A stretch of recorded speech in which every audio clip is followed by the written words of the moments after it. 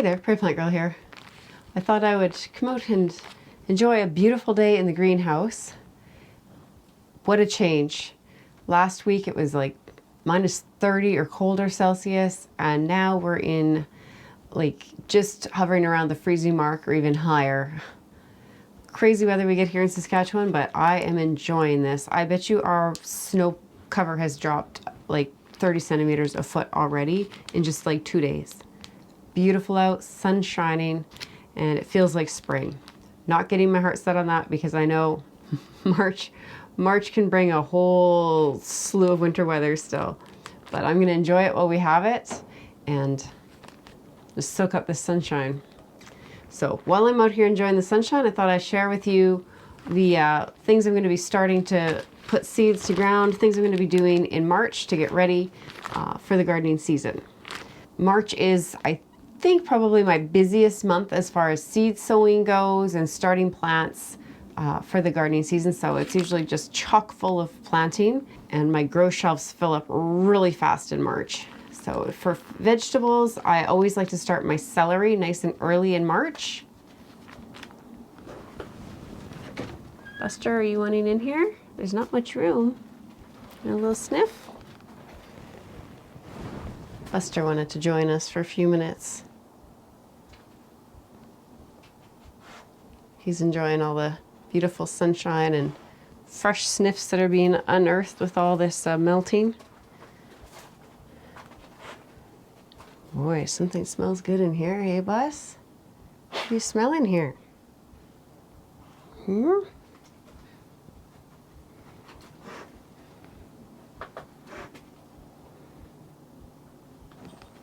Okay, you ready to go out?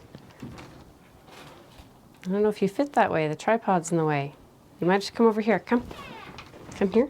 Come this way. Yeah, now come this way. Yeah, now you can get out the door. There.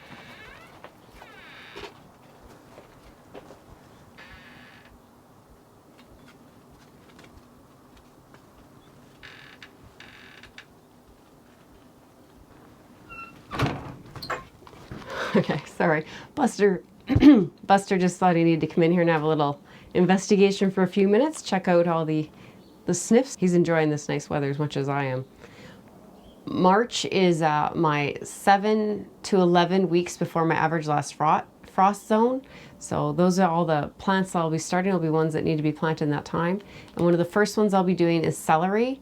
Celery needs a pretty long growing time to do really well in the garden.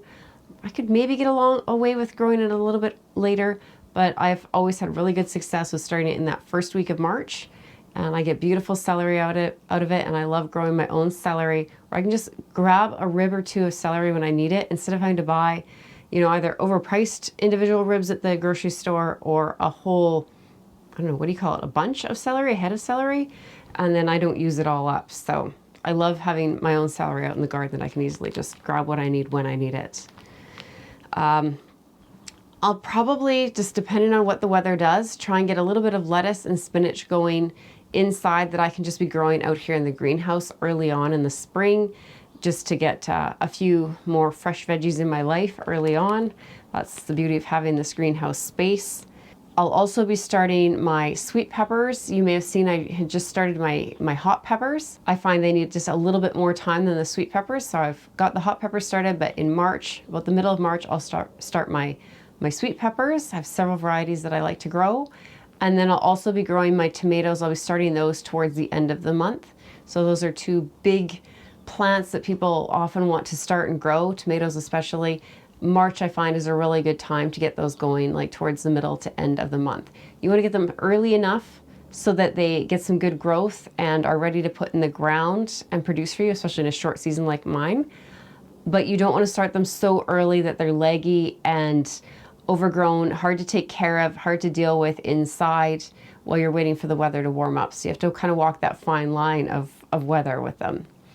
The other thing I like to get started in March as far as vegetables goes is all of those kind of brassica or cole crops, starting, you know, the kohlrabis, the cauliflowers, the cabbages, the broccolis, what else?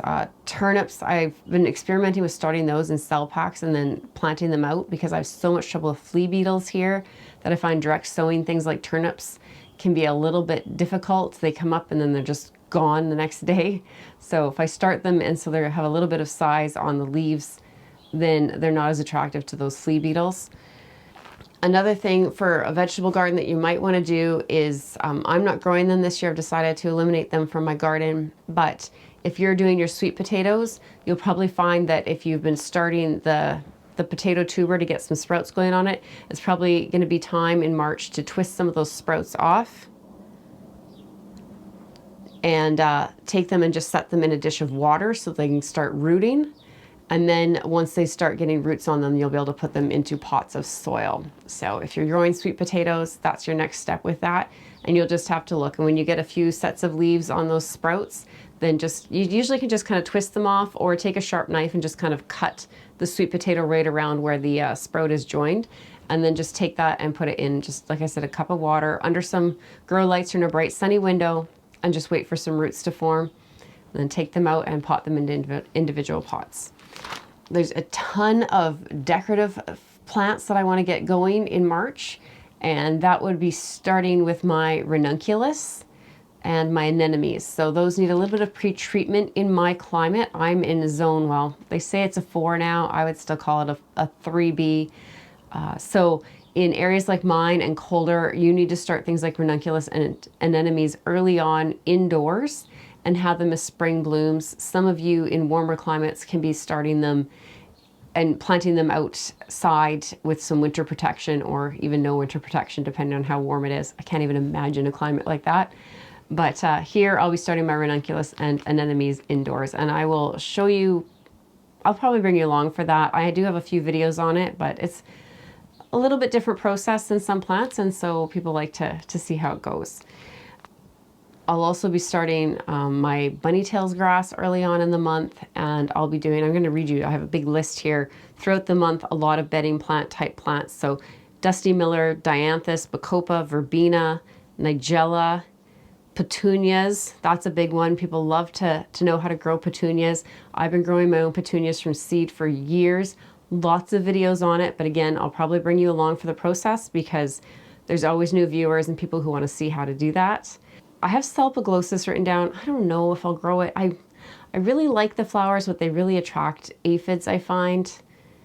And so it's one of those ones where I'm always kind of like, I don't know, do I want it in my garden or not? It's good to attract the aphids. It's a pretty flower, but not when it's covered with aphids. We'll see. We'll see how I'm feeling when we get to that week in the middle of the month.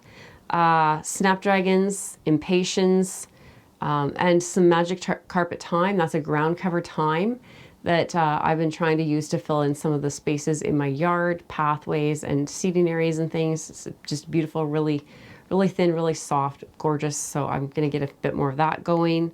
My dahlias from seed need to be started around close to the end of March, as well as chrysanthemum, delphinium, superbena, and Petolitus joey. It's kind of a tongue twister, that one, but it's a fun little feathery kind of frond flower that grows. It's really a pretty little plant. Lupins, stalks, and asters. I also have some hairy golden aster and tufted fleabane that I'm cold stratifying in my refrigerator, so I'll be pulling that out in March and trying to get that put to soil and try and get some seeds going from those plants. Try to get some plants going from those seeds. And the end of March is when I will also be dealing with my stored dahlia tubers and canna tubers, and I don't have it written down here, but my begonias as well. So I think I have stored begonia tubers. I usually do. So all of that will get pulled out and started, forced indoors. So a big list of plants to get started in March. You can come along with me. I'll be doing most of these on videos for you so you can see how I do it.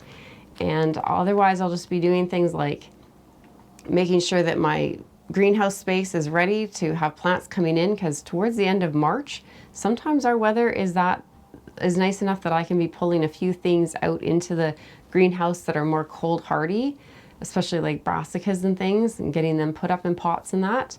And I'll be just taking stock of what I have and what I need and getting everything ready that way. Hopefully some of the several feet of snow that's on my garden beds out in the garden behind me there will be melting away by then, and I might even be able to get a few covers up to make some little hoop tunnels and things to start warming the soil up, thawing things out, so I can get things planted out early on in the season.